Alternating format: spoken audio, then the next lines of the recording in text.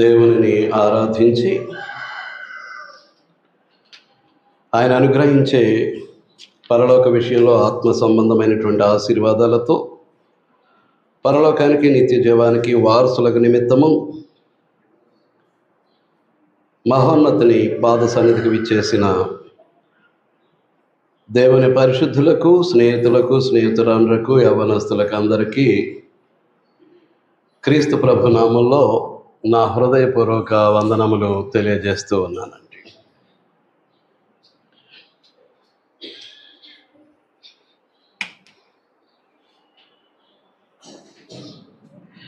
తిమోతికి రాసినటువంటి మొదటి పత్రిక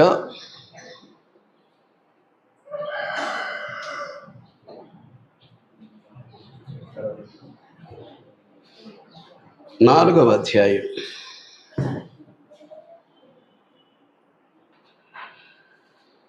8వ వచనాన్ని చూస్తే,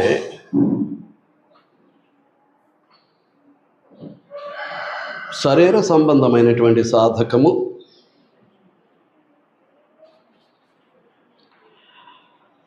కొంచెము మట్టుకే ప్రయోజనకరమవను.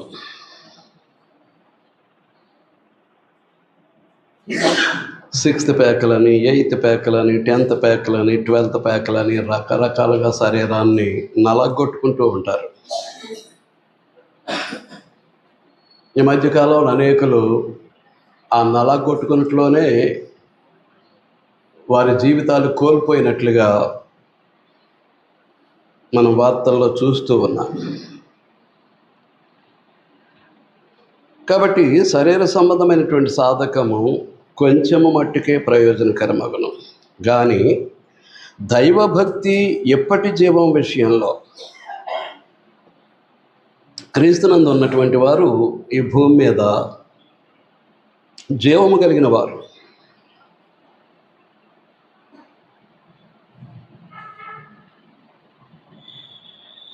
ఏం చేస్తున్నాం అంటే, తండ్రి అయినటువంటి దేవుడు తన జీవాన్ని క్రీస్తునందు ఉంచారు.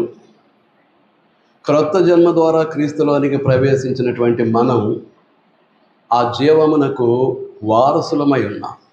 ఎప్పుడు? సంఘముగా క్రమంగా కూడుకుంటూ ఉంటే.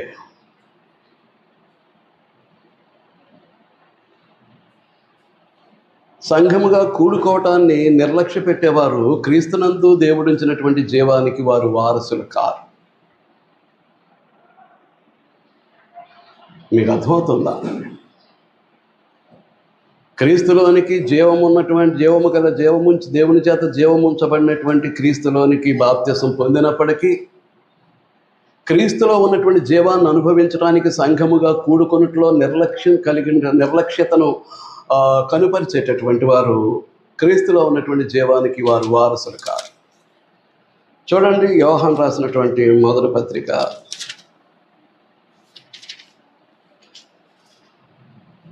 5వ అధ్యాయం 11వ వచనం. ఆ సాక్ష్యం ఏమనగా, దేవుడు మనకు నిత్య జీవమును దయచేశాను. ఈ జీవము ఆయన కుమారుని యందు ఉన్నది. దేవుని కుమారుని అంగీకరించువాడు జీవము గలవాడు. దేవుని కుమారుని అంగీకరింపనివాడు జీవము లేనివాడే.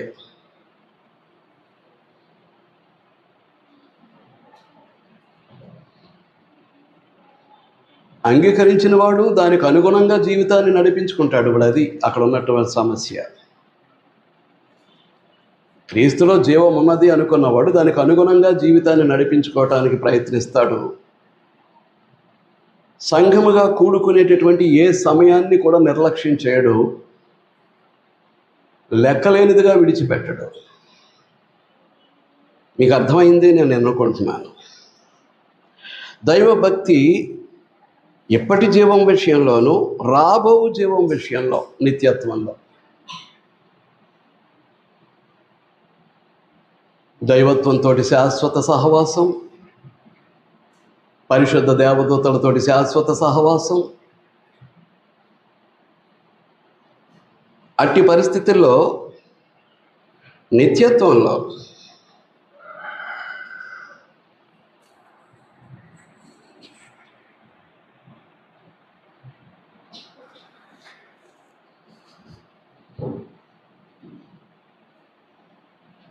రాబో జీవం అంటే అది. ఈ భూమి మీద ఉండగా జీవాన్ని అనుభవించగలుగుతాం క్రీస్తునందు. అలాగే రాబోయేటటువంటి జీవం విషయంలో అంటే పరలోకంలో మనం అనుభవించబోయే జీవం విషయంలోనూ వాగ్దానముతో కూడినదైనందున అది అన్ని విషయములలో ప్రయోజనకరం. అది అన్ని విషయాల్లో ప్రయోజనకరం. మీకు అర్థమవుతుందా అండి?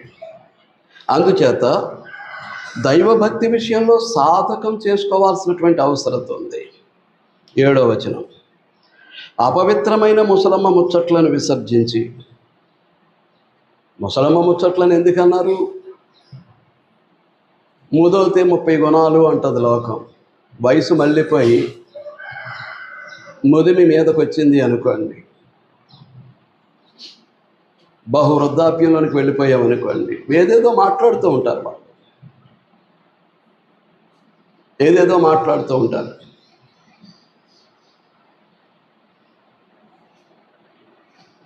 దానిని బట్టి ఇక్కడ పరిశుద్ధాత్ముడు పౌలు ద్వారా తిమోతికి వ్రాస్తూ అపవిత్రములైనటువంటి ముసలమ్మ ముచ్చట్లను విసర్జించి. వాళ్ళకి పని లేదు, సాధించాల్సింది ఏమీ లేదు. చేయాల్సిన పని అంతా చేశారు, సాధించాల్సిందంతా చేశారు. జీవితంలో చరమాంకానికి వచ్చేశారు. వారి యొక్క ఆయుష్కాలంలో చరమాంకానికి వచ్చేసారండి. చరమాంకానికి వచ్చేసినప్పుడు ఇక వాళ్ళకి ధ్యేయాలు ఉండవు, లక్ష్యాలు ఉండవు, సాధించాల్సింది ఏముండదు. ఏదేదో మాట్లాడుతూ ఉంటారు ఆ ముసలితనంలో. కాబట్టి అటువంటి మాటలు, అపవిత్రములైన ముసలమ్మ ముచ్చట్లను విసర్జించి దైవభక్తి విషయంలో నీకు నీవే సాధకము చేసుకునము. అంటే వాళ్ళు మాట్లాడినట్టుగా మాట్లాడుతూ ఉంటారండి కాలక్షేపం కబుర్లు. వయసులో ఉన్నవారు, వారి యవనస్తులు కానివ్వండి, నడిప్రాయం కలిగిన వారు కానివ్వండి, క్రీస్తునందు ఉన్నటువంటి వారు ఇలాంటి కబుర్లతో కాలక్షేపం చేయడానికి ప్రయత్నం చేస్తూ ఉంటారు. మీకు అర్థమవుతుందా? ఓ ప్రాంతంలో ఉన్నటువంటి 4 సహోదరులు కలిసి కూర్చుని వాక్యాన్ని స్టడీ చేయటం, అందులో ఉన్నటువంటి లోతులను ఎరగటానికి ప్రయత్నం చేయటం ఎప్పుడన్నా చేస్తామంటారా? ఎప్పుడన్నా చేస్తామా?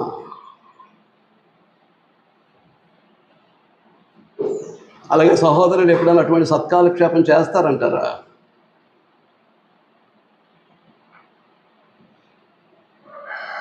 దేవుడిచ్చినటువంటి ఆయుష్కాలాన్ని సద్వినియోగం చేసుకునేటటువంటి పని ఉందంటారా?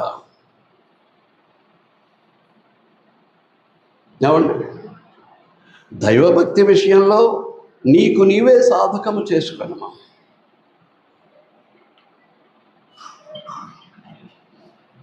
సమయం దొరికింది అని అంటే గ్రంథాన్ని విడిచిపెట్టకూడదండి.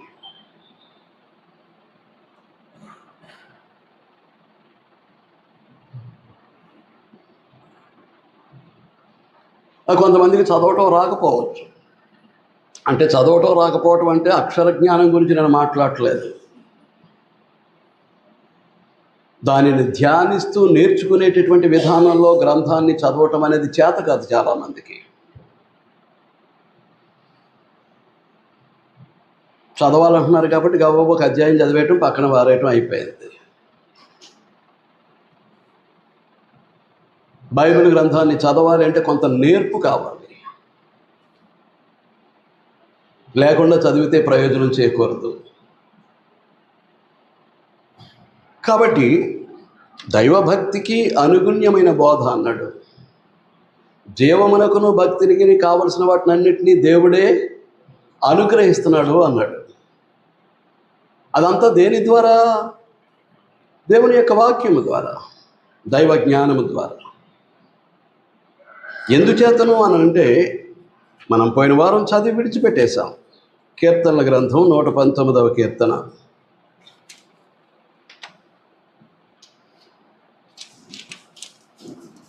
కీర్తనల గ్రంథం 119వ కీర్తన 11వ వచనం. నీ ఎదుట నేను పాపము చేయకుండానట్లు నా హృదయములో నీ వాక్యమును ఉంచుకొని ఉన్నాను.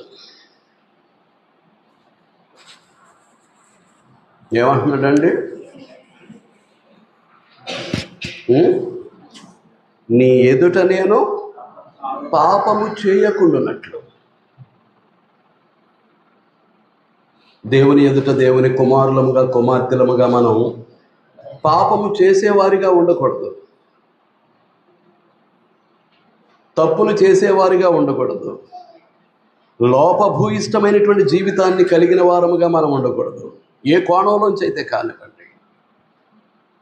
ఆ పాపము అంతరంగంలోనే దాచిపెట్టుకునేదా? ఆ పాపము బాహ్యాన్ని కూడా మాటల ద్వారా క్రియల ద్వారా కనుపరిచేదా? What sin it may be. అంతరంగంలో దాచుకున్న పాపమైనా, బాహ్యానికి మాటల రూపంలో క్రియల రూపంలో చూపించేటటువంటి పాపమైనా, ఏ పాపమైనా మనము దేవుని కుమారులముగా కుమార్తెలముగా దేవుని ఎదుట ఉన్నాము అనేటటువంటి సంగతిని మర్చిపోకూడదండి. మనల్ని దేవుడు చూస్తున్నాడు అనేటటువంటి సంగతిని మనం నిర్లక్ష్యం చేయకూడదండి. మీకు అర్థమవుతుందా? హెబ్రీ పత్రిక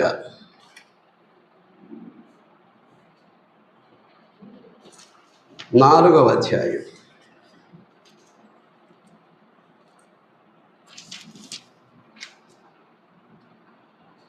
13వ వచనం. మరియు ఆయన దృష్టికి కనబడని సృష్టము ఏదియూ లేదు. దేవుని దృష్టికి కనబడినటువంటి సృష్టం అనగా దేవుని చేత సృష్టింపబడినది.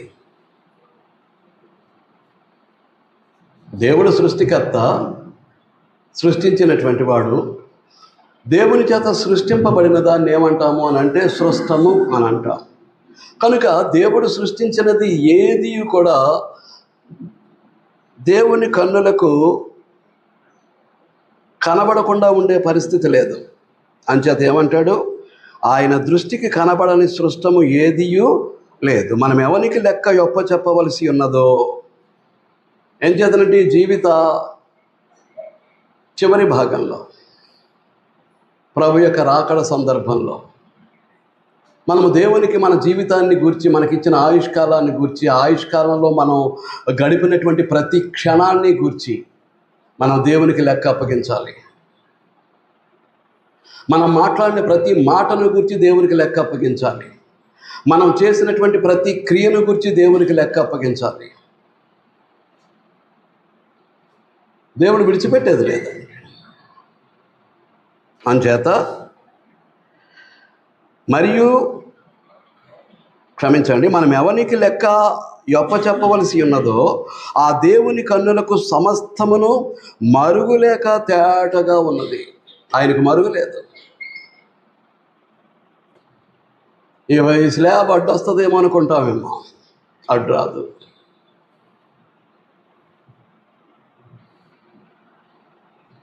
నువ్వు ఉన్నటువంటి చీకటి అడ్డు వస్తుంది అనుకుంటావేమో, చీకటిలో నేను కనిపించను అనుకుంటాము. ఆయన దృష్టికి చీకటి కాదు. మనం మాట్లాడే ప్రతి మాట ఆయన వింటున్నాడు. మనం చేసే ప్రతి క్రియను ఆయన చూస్తున్నాడు.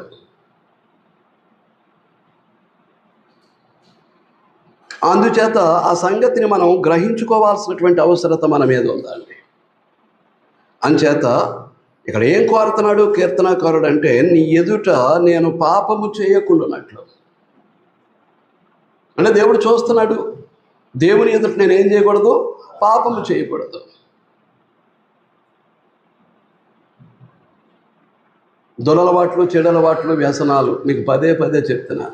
వాటిని గురించి నేను మాట్లాడను. అది ఎలాగూ పాపమే.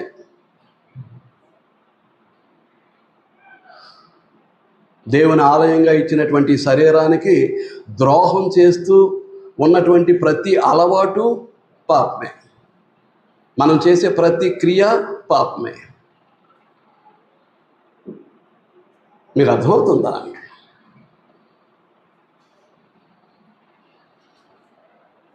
నేను దీని దగ్గరికి వస్తాను. పాపము అనేసరికి నువ్వు వింటున్నటువంటిది నువ్వు ధ్యానిస్తున్నటువంటిది, నువ్వు నేర్చుకుంటున్నటువంటిది ఎంతవరకు నీ జీవితంలో క్రియాశీలకమవుతుంది? నువ్వు విన్నది, నేర్చుకున్నది నీ జీవితంలో నెరవేర్చబడినప్పుడు, నీ జీవితంలో క్రియాశీలకంగా మలచబడినప్పుడు నీవు పాపివే. ఆ పరిస్థితుల్లో నేనే ఉంటే నేను కూడా పాపినే.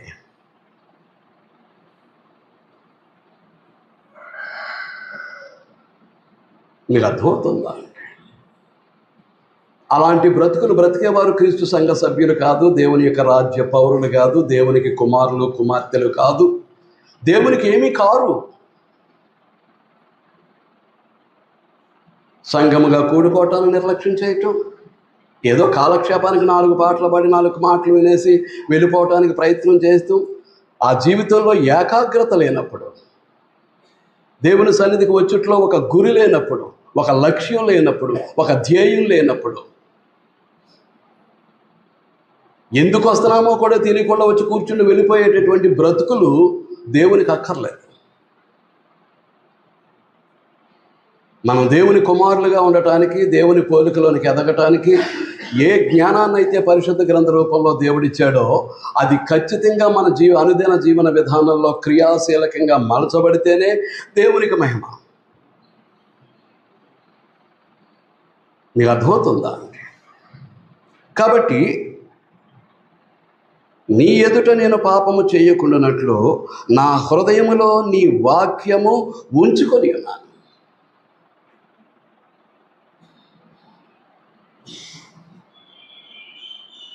నేను చేస్తున్నాను, నా హృదయములో నీ వాక్యమును ఉంచుకొని ఉన్నాను. ఉంటున్నామా? వాక్యానుసారంగా జీవిస్తున్నామా? వాక్యానుసారంగానే బ్రతుకుతూ ఉన్నామా?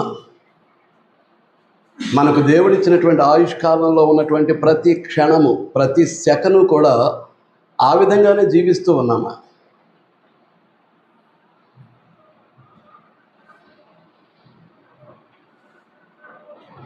సోదరులు ఇందాక ప్రార్థన చేశారు, ఈ దినాన్ని చూడకుండా ఎంతోమంది పోయారు అని.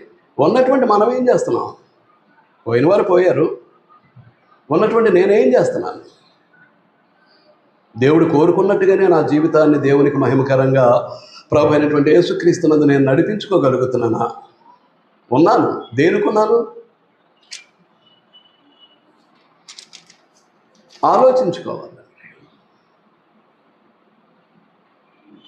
ఈరోజు నేను బ్రతుకున్నాను అని అంటే నా జీవితంలో ఏ లోపాలు ఉన్నాయో, ఏ తప్పులు ఉన్నాయో, ఏ పాపాలు ఉన్నాయో నేను సరిదిద్దుకోవడానికే బ్రతుకున్నాను ఈవేళ.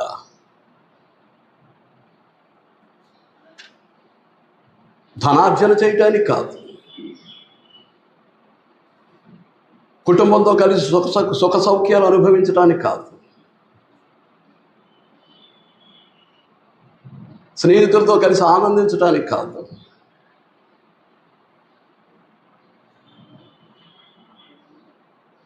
అది దేవుని కొరకు బ్రతికే బ్రతుకు కాదు. అది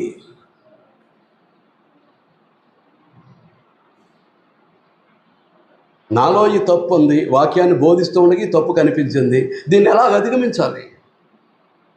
ఈ లోపం కనిపించింది, దాన్ని ఎలా విడిచిపెట్టాలి? ఈ పాపం కనిపించింది, దాన్ని ఎలా విసర్జించుకోవాలి? ఆ సాధన కొరకు ఈరోజు నేను బ్రతుకున్నాను, నీవు బ్రతుకున్నావు.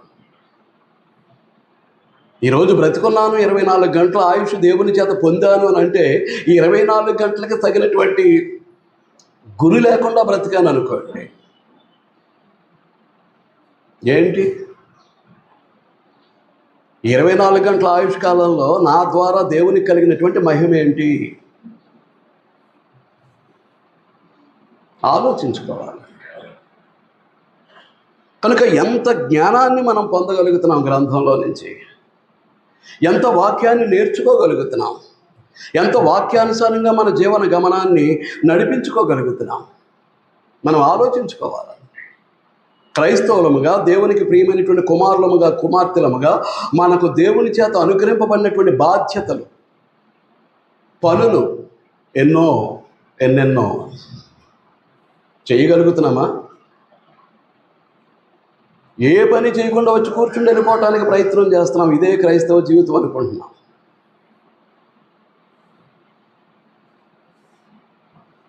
ఏమండి?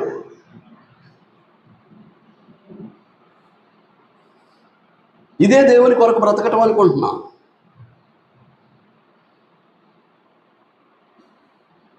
అది కాదు దేవుని కొరకు బ్రతికేది. అందుకొరకు కాదు దేవుని వాక్యాన్ని వినేది, నేర్చుకునేది. చేయాల్సినటువంటి కార్యాలు ఉన్నాయి. వాటిని దేవునికి మహిమకరంగా మన జీవితంలో మనం జరిగించాల్సినటువంటి బాధ్యత మన మీద ఉంది. చూడండి, కీర్తనల గ్రంథమే 119వ కీర్తనే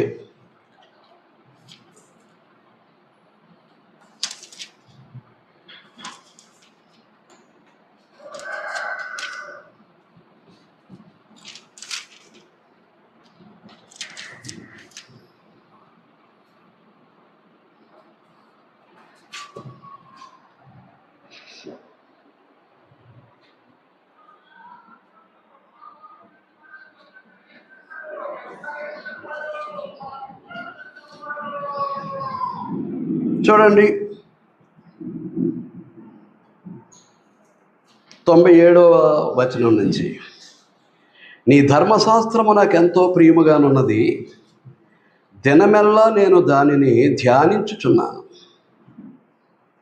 నీ ఆజ్ఞలు నిత్యము నాకు తోడుగా ఉన్నవి. ఏమున్నాయట? నిత్యము ఆజ్ఞానుసారమా మన బ్రతుకు? అనుదినము, అనుక్షణం. నీ ఆజ్ఞలు నాకు తోడుగా ఉన్నవి అని అంటే అనుక్షణము కూడా ఆయన ఆజ్ఞల ప్రకారమే మనం జీవిస్తూ ఉన్నామా? వంకర బ్రతుకులు లేకుండా.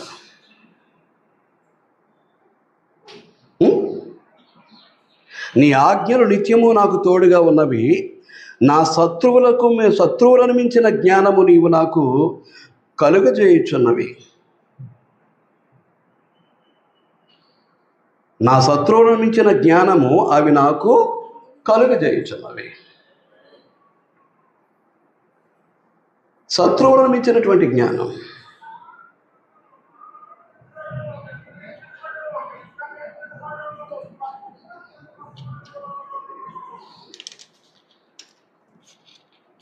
యోధ వ్రాస్తు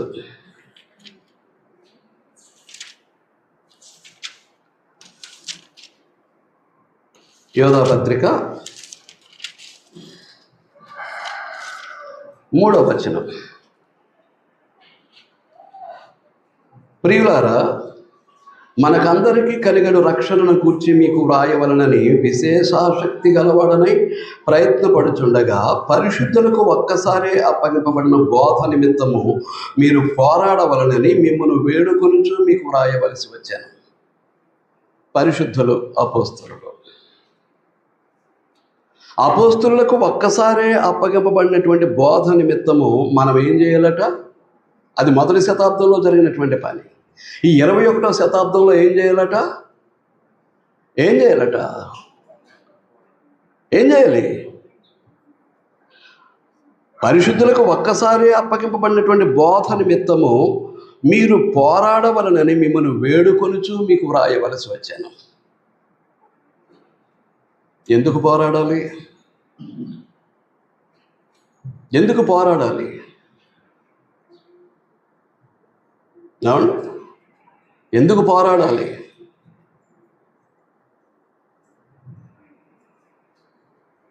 పాట పాడేసం, అయిపోయింది. ప్రకటించును నీ సువార్తను. ఎవరికి ప్రకటిస్తున్నాం? ఇదే రక్షణార్థమైనటువంటి జ్ఞానం ఎవరికి బోధిస్తున్నాం? ఎవరితోటైనా మాట్లాడుతున్నాం అసలు ఈ సత్యాన్ని గురించి? కాబట్టి పరిశుద్ధులకు ఒక్కసారి అప్పగింపబడినటువంటి ఆ బోధ నిమిత్తము మనం ఏం చేయాలి? పోరాడవలసినటువంటి బాధ్యత మన మీద ఉంది. ఎందుచేతను అని అంటే అనేకులు దేవుని యొక్క వాక్యాన్ని కలిపి చెరుపుతూ ఉన్నారు. కొరింథీయులకు రాసినటువంటి 2వ పత్రిక 10వ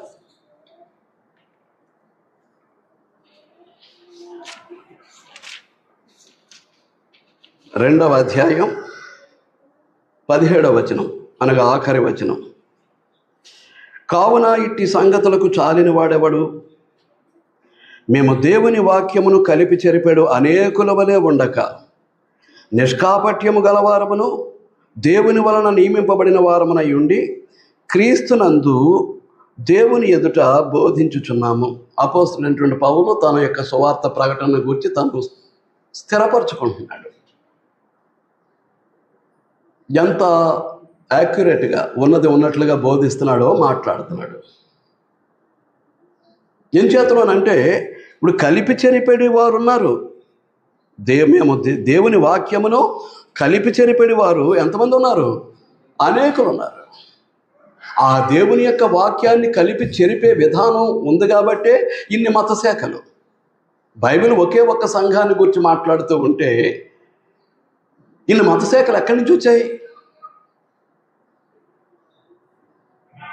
గోర్ల వరకండి, ఎక్కడి నుంచి వచ్చాయి?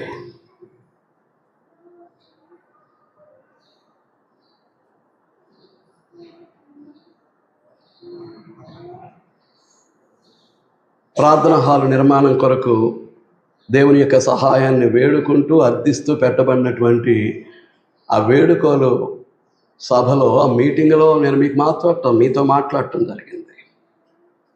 Denomination is not a Bible term or the Bible subject. మతశాఖ అనేటటువంటిది బైబిల్ పదము కాదు, మతశాఖ అనేటటువంటిది బైబిల్ అంశము కాదు. Denomination is not the Bible term or the Bible subject. అటువంటి మత శాఖల్లో పడి ఎంతమంది అనేకులు విద్యావంతులు ఉన్నారు. బైబిల్ గ్రంథం చదవటం చేత కాదు,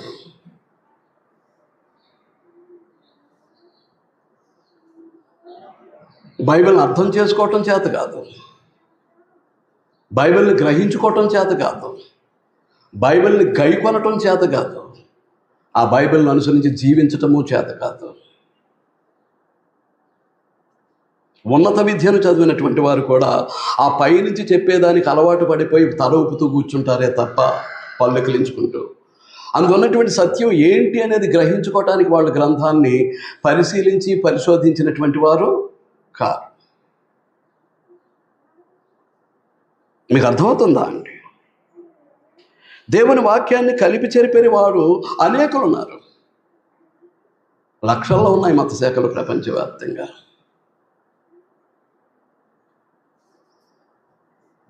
మీకు అర్థమవుతుందా అండి? సత్యం పక్షంగా అటువంటి వారితో పోరాడాల్సినటువంటి బాధ్యత నీకు లేదా? నాకు లేదా? మనకుందా లేదా?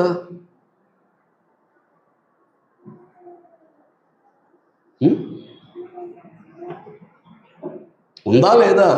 ఏది సత్యమని లోకానికి తెలియజేయాల్సినటువంటి బాధ్యత, బైబిల్ సత్యాన్ని ఉన్నది ఉన్నట్లుగా తెలియజేయాల్సినటువంటి బాధ్యత మన మీద ఉందా లేదా? ఎటో పాలో తెలియట్లేదు కొంతమందికి. తల ఊగుతుని అది అనుకూలమో వ్యతిరేకమో తెలియట్లేదు. ఆ ఊపులో వాళ్ళ బ్రతుకులు కూడా జీవానికి మరణానికి, ఆశీర్వాదానికి శాపానికి.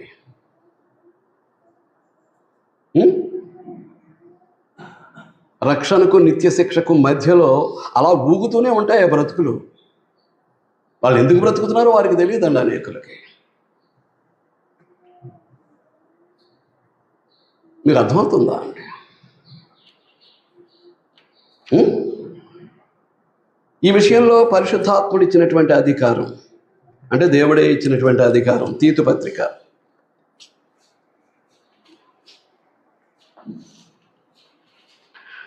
పత్రిక 1వ అధ్యాయం 10వ వచనం.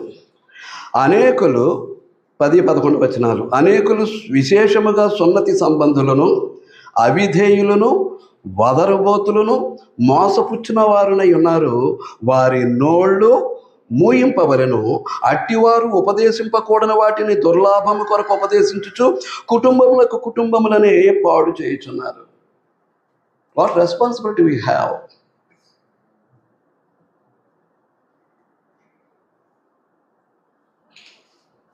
About the God's word.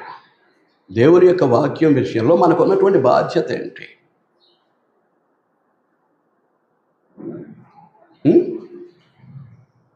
ఏమా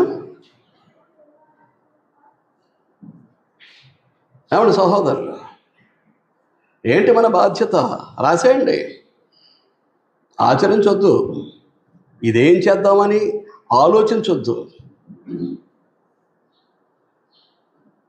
రావటం, రాసేసుకోవటం, పట్టుకుని వెళ్ళిపోయి ఇంటి దగ్గర మీద దాచేయటమే. ఆచరణ వద్దు.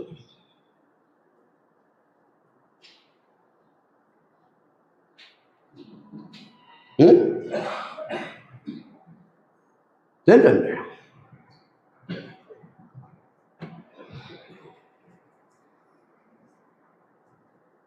విశేషముగా అనేకులు సున్నతి సంబంధులు.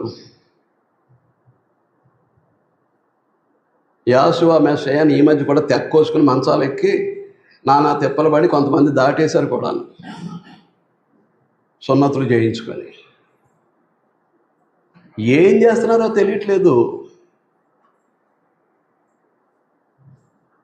అబ్రహాము సంతానం అనబడేటటువంటి ఇశ్రాయేలునికి గుర్తుగా దేవుడిచ్చింది సున్నతి.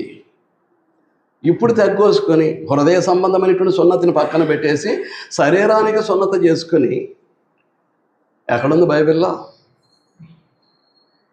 ఇప్పుడు కూడా సున్నత చేయించుకోవాలని? నీకు ఏదైనా శారీరక జబ్బు ఉంటే చేయించుకో.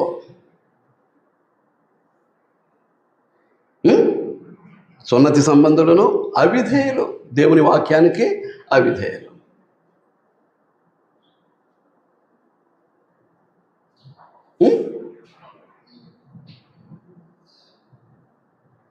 పరిశుద్ధ గ్రంథం మానవ చరిత్రను 3 యుగాలుగా విభజించింది.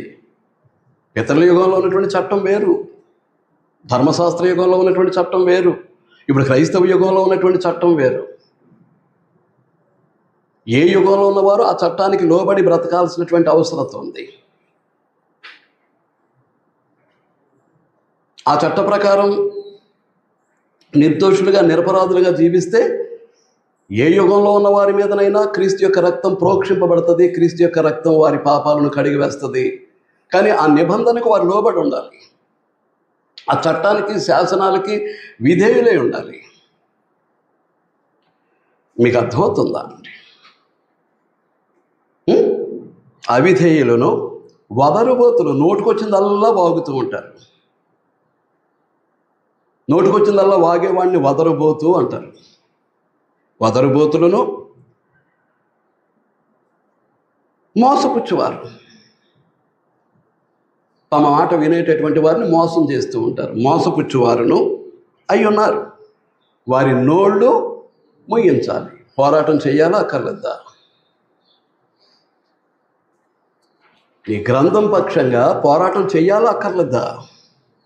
నోట్లోంచి మాట రావట్లేదు, పెగట్లేదు నోరు. చెయ్యాలి అని అంటే ఎక్కడ చేయాల్సి వస్తుందో, నా పని నేను ఎక్కడ మానేసుకోవాల్సి వస్తుందో, నాకు వచ్చే ఆదాయం ఎక్కడ పడిపోద్దో. చెయ్యాలి అంటే దాని కొరకు కొంత సమయాన్ని వెచ్చించాలి కదా. నాకు వచ్చే డబ్బులు పోతాయి.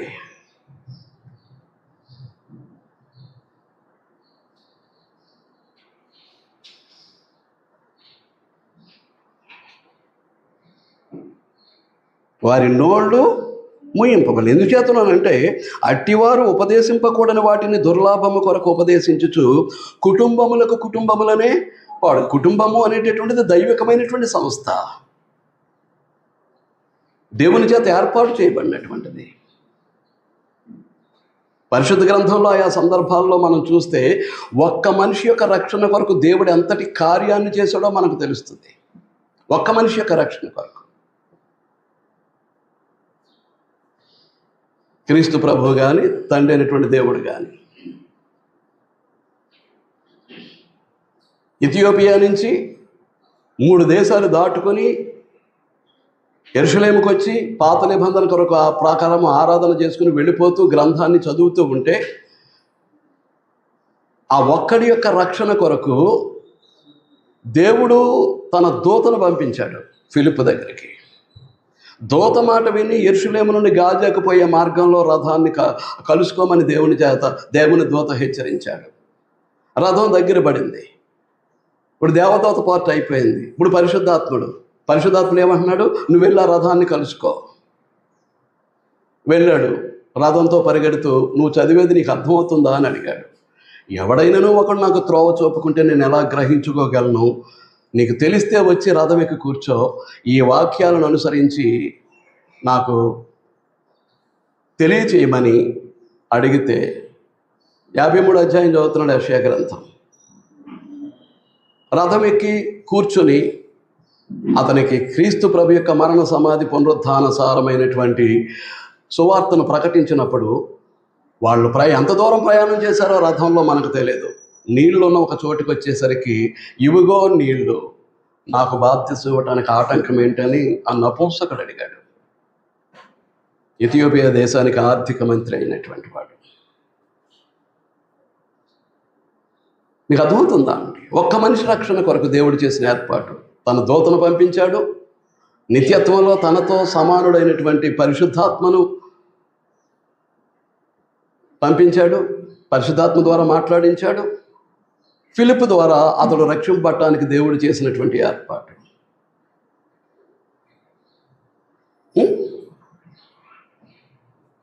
ఏంటండి? ఒక్క ఆత్మరక్షణ కొరకు దేవుడు అంత జాగ్రత్త తీసుకుంటే మనకు బాధ్యత లేదా? కుటుంబాలని పాడు చేసేస్తుంటే, కుటుంబాలే పాడైపోతూ ఉంటే అబద్ధ బోధలతోటి మనకు బాధ్యత లేదా?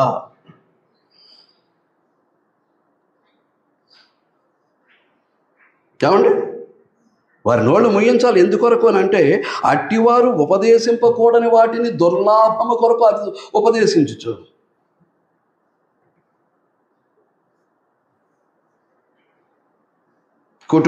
కుటుంబములనే పాడు చేస్తూ ఉన్నారు. 15వ వచనం 2వ అధ్యాయం తీతు పత్రిక. వీటిని గూర్చి బోధించుచు హెచ్చరించుచు సంపూర్ణ అధికారముతో దుర్బోధను ఖండించుచు నుండము, నిన్నెవరిని తృణీకరింపనీయకము.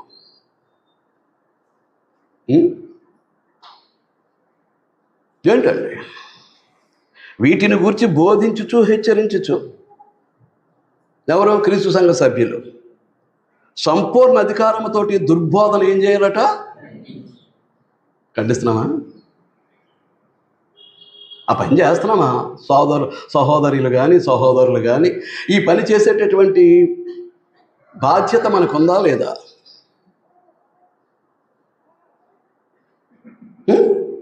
నిన్నెవరిని తృణీకరింపనీయకు అంటే, ఏది బోధించాలో ఎలాగ చెప్పాలో అట్టి జ్ఞానం పొందాలి. ఏం చేస్తున్నానంటే, హెబ్రీ పత్రిక 5వ అధ్యాయం 11వ వచనం అంటాడు, కాలమును బట్టి చూస్తే మీరు బోధకులుగా ఉండవలసిన వారై ఉండగా. అంటే ఎలా నేర్చుకోవాలి? నేర్చుకునేది బైబిల్ తరగతుల్లో. దేవుని వాక్యాన్ని నేర్చుకునేది బైబిల్ తరగతుల్లో. ఇక్కడ ఉపదేశం మాత్రమే, ఇలా జీవించాలి, అలా జీవించాలి, అలా ఉండాలి, ఎలా ఉండాలని ఉపదేశం మాత్రమే ఉంటుంది ఆదివారం. కానీ నేర్చుకునేటటువంటి విధానం బైబిల్ తరగతిలో ఉంటుంది. అది బైబిల్ తరగతి. అది నేర్చుకునే అవకాశాన్ని విడిచిపెట్టేసి ఆదివారం వచ్చేసి నాకు అంతా తెలుసు. ఏం తెలుసు?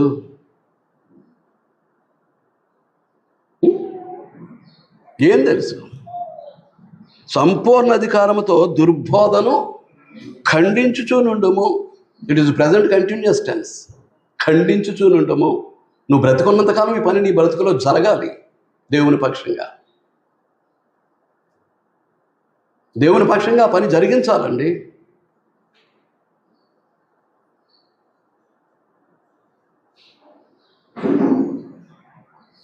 పెద్దింట్లోది పట్టుకొచ్చి చిన్నింట్లో పెట్టినట్టుగా బైబిల్ గ్రంథంలో పట్టుకొచ్చి నోట్స్లో పెట్టి ఆచరించే పరిస్థితుల్లో లేనప్పుడు ఎక్కడుంటే ఏముంది? ఆచరించే పరిస్థితి లేనప్పుడు, అలాగ నడుచుకోలేనప్పుడు అది ఎక్కడుంటే ఏముంది? ఏంటి ప్రయోజనం?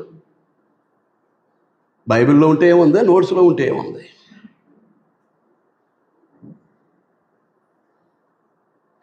ఏమన్నా కిషోర్ కుమార్ గారు వాస్తవం అంటారా? వాస్తవమేనా అది?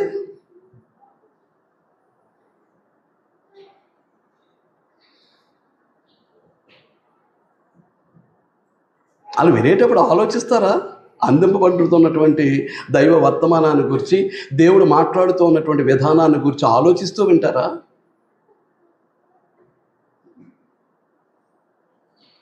ఏమండి?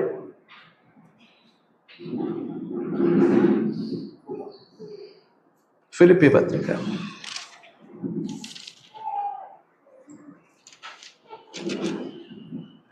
3వ అధ్యాయం 17వ వచనం నుంచి, సహోదరులారా, మీరు నన్ను పోలి నడుచుకొనుడి, మేము మీకు మాదిరి అయి ఉన్న ప్రకారము నడుచుకుని వారిని గురిపెట్టి చూడండి. ఒక సువార్తికునిగా, ఒక దైవజనునిగా నాలో మీరు చూడాల్సిందేంటి? పౌలు యొక్క మాదిరి. అలాగే సీనియర్ మోస్ట్ మెంబర్స్ ఉన్నారనుకోండి, వాళ్ళు కూడా వెనకతల వచ్చేటటువంటి వారికి ఏ మాదిరిని చూపించాలి? ఏ మాదిరిని? స్పష్టంగా చెప్పేస్తున్నాడు, సహోదరులారా, మీరు నన్ను పోలి నడుచుకొనుడి.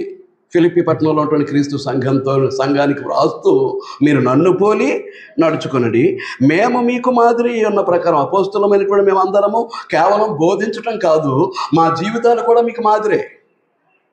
మొత్తం అపోస్తులు అందరినీ కలిపి మాట్లాడుతున్నాడు. మేము మీకు మాదిరి అయి ఉన్న ప్రకారము నడుచుకొని వారిని గురిపెట్టి చూడండి. కనుక క్రీస్తు సంఘ సువార్తికుడు ఎవడైనా అలాంటి జీవన విధానమే కలిగి ఉండాలి. అలాంటి జీవన విధానం లేనటువంటి వాడు క్రీస్తు సంఘ సువార్తికుడు కాదు. సువార్తికుని వెంబడించలేనటువంటి బలహీనత కలిగినటువంటి క్రీస్తు సంఘ సభ్యులు, వారు క్రీస్తు సంఘ సభ్యులు కాదు. సువార్తికుడితో పని లేనట్టు, సువార్తికుడితో అంటీ ఉంటున్నట్టుగా బ్రతుకుతూ సువార్తికుని యొక్క ప్రమేయం లేకుండా బ్రతికేయటానికి ప్రయత్నం చేస్తారు. చూడండి, ఏమి సాధిస్తారనుకుంటున్నారు? ఏముండదు. దైవ జ్ఞానాన్ని నేర్పించేటటువంటి సువార్తికుని నిర్లక్ష్య పెట్టడం అనేటటువంటి దాన్ని దేవుడు సహించడు.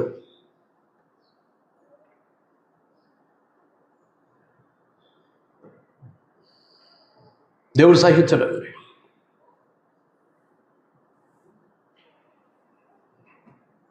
దేవుని జ్ఞాన అభ్యాసము కొరకు సువార్తికుని సంఘంలో ఉన్నటువంటి ప్రతి సహోదరుడు, ప్రతి సహోదరి సద్వినియోగపరచుకోవడానికి ప్రయత్నం చేయాలి. సువార్తికుని వినియోగించుకోవడానికి ప్రయత్నం చేయాలి, దైవ జ్ఞానాన్ని పొందటం కొరకు.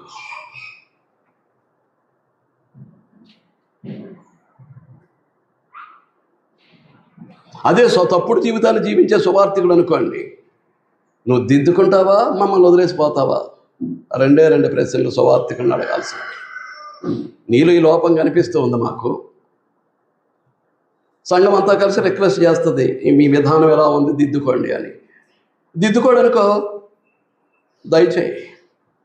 ఏం చేస్తున్నానంటే, ఒకరు బోధిస్తూ ఉండొచ్చు, నీ జీవితం మాత్రం మాకు మాదిరిగా లేదు.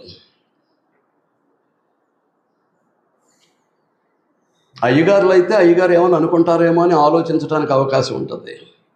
అయ్యగారులు అయితే, నేను అయ్యగారిని కాదు, మీలో ఒకడిని, దేవుని కుమారుణ్ణి, మీకు సహోదరుణ్ణి. నేను నిర్వహించే బాధ్యతను బట్టి సువార్తికుణ్ణి, దైవజనుణ్ణి. దేవుని యొక్క మనిషి. దైవజనుడు అంటే దేవుని యొక్క మనిషి. మీకు అర్థం తెలుసో తెలియదో నాకు తెలియదు.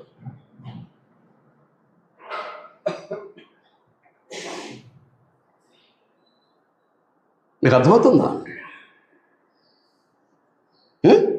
ఎందుకు అని అంటే, గురిపెట్టి చూడుడి. 18వ వచనం, అనేకులు క్రీస్తు శిలువకు శత్రువులుగా నడుచుకొనిచున్నారు. మత శాఖలన్నీ క్రీస్తు శిలువకు శత్రువులుగానే నడుచుకుంటున్నారు.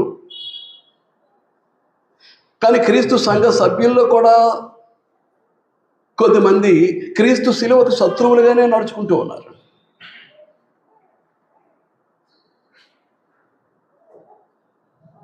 అంటే క్రీస్తు కొరకు ఎలా బ్రతకాలో, తన కొరకు సిలువలో బలైపోయినటువంటి క్రీస్తును ఎలా వెంబడించాలో తెలియట్లేదు.